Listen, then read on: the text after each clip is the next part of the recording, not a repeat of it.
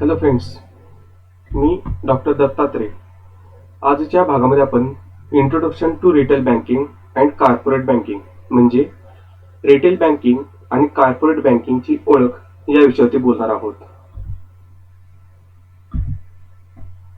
Banking व वित्तीय क्षेत्रामध्ये विविध प्रकारच्या बँक वित्तीय संस्था व बिगर बँकिंग वित्तीय संस्था ह्या कार्यरत आहेत.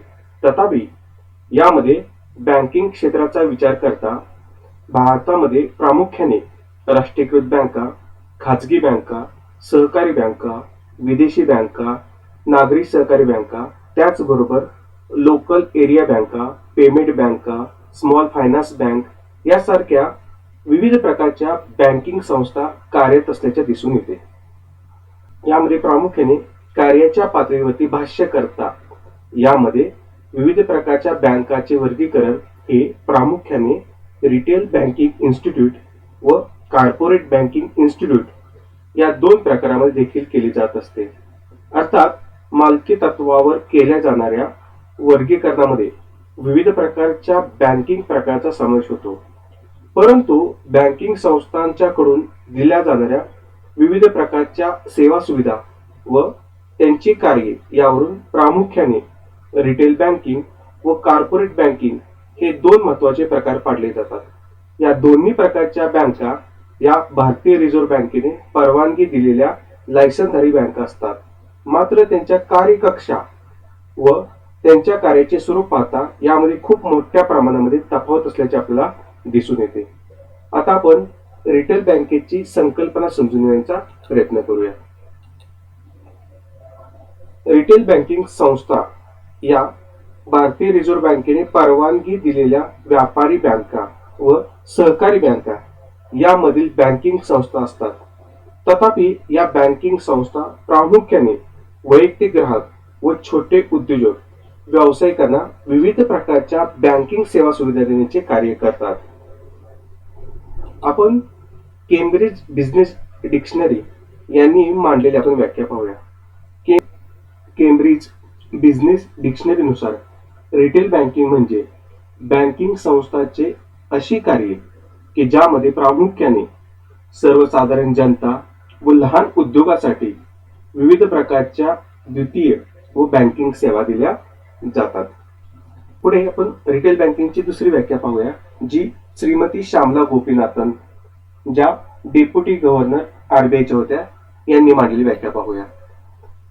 श्रीमती श्यामला गोपीनाथन यांच्या मते रिटेल बँकिंग ही व्यापारी बँकाची अशी सेवा असते की ज्यामध्ये प्रामुख्याने वैयक्तिक आणि लघु उद्योजकांना असेट लायबिलिटीच्या अनुषंगाने ठेवी संकलन, कर्ज पुरवठा व अनुषंगिक वित्तीय सेवा देण्याचे कार्य केले जाते.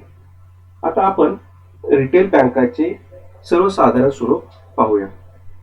भारतातील विविध प्रकारच्या रिटेल बँकिंग संस्थांची कार्यपद्धती व त्यांच्याकडून दिल्या जाणाऱ्या विविध प्रकारच्या सेवा सुविधांचा विचार करता तसेच भारतीय रिझर्व्ह बँकेने केलेल्या रिटेल बँकिंगच्या व्याख्येनुसार पुढील काही महत्वाच्या घटकांचा समावेश आपण रिटेल बँकिंगमध्ये करू शकतो.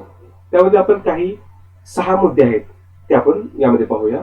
पहिला, रिटेल बँकिंग अशा संस्था प्रामुख्याने व्यापारी बँका व सहकारी बँका या प्रकारामध्ये असतात.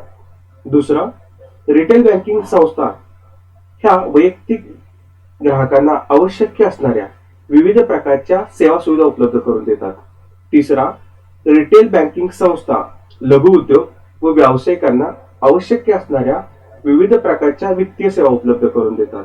चौथा, रिटेल बँकिंग संस्थाद्वारे विविध प्रकारच्या ठेवींच्या योजना, कर्जविषयक योजना, डेबिट कार्ड व क्रेडिट कार्ड या प्रकारच्या सेवा प्रदान करत असतात.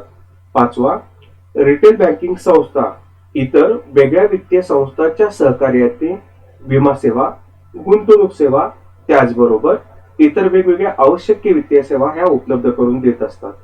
सहावा, रिटेल बँकिंग संस्था ATM, internet banking, mobile banking इत्यादीच्या माध्यमातून आवश्यक असणाऱ्या फंड ट्रान्सफर सेवा उपलब्ध करून देतात. या झाल्या रिटेल बँकिंग संस्थाचे सर्वसाधारण स्वरूप. आता आपण कॉर्पोरेट बँकिंगची संकल्पना पाहूया. Concept of corporate banking. Corporate bank म्हणजे व्यापारी बँकांच्या अशा शाखा किंवा युनिट की ज्यांच्या माध्यमातून कॉर्पोरेट सेक्टरमधील विविध प्रकारच्या कंपन्या व प्रकल्पांना आवश्यक असणाऱ्या वित्तीय व वित्तीय सेवा उपलब्ध करून देण्याचे कार्य करत असतात. यातील पहिली व्याख्या पाहूया, इन्व्हेस्टर वर्ल्ड डिक्शनरी यांनी मांडलेली. इन्व्हेस्टर वर्ल्ड डिक्शनरीनुसार कॉर्पोरेट बँक म्हणजे अशा विशेषीकृत वित्तीय संस्था यांच्याद्वारे विविध प्रकारच्या कॉर्पोरेट कंपन्यांना कॅश मॅनेजमेंट, वित्त पुरवठा, भाग विमा, रोख्यांची खरेदी विक्री त्याचबरोबर इतर आवश्यक वित्तीय सेवा प्रदान केल्या जातात.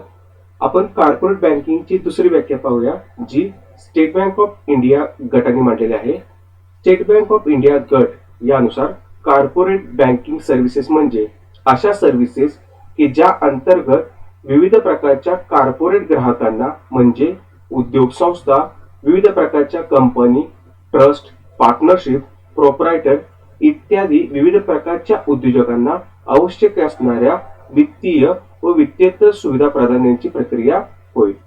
तिसरी व्याख्या पाहूया आपण, जी रिझर्व्ह बँक ऑफ इंडियाने मांडलेली आहे.